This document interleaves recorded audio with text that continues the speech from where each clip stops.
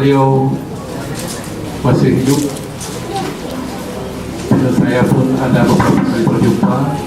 Antara lain adalah amanah beliau ya, supaya ahli sunnah wal jamaah ini selalu kita lihat, kita tegakkan di bumi Aceh ini, dan tidak ada lagi, tidak ada mazhab-mazhab lain. Ini yang selalu diamanahkan kepada saya.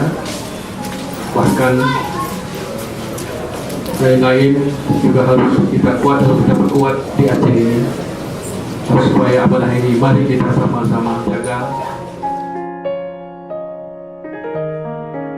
Terima kasih kepada Bapak Wakil Gubernur Aceh serta rombongan yang telah menunjukkan rasa duka untuk datang ke Darussalam berziarah kepada almarhum Abuya Kemp Jambil Mauli.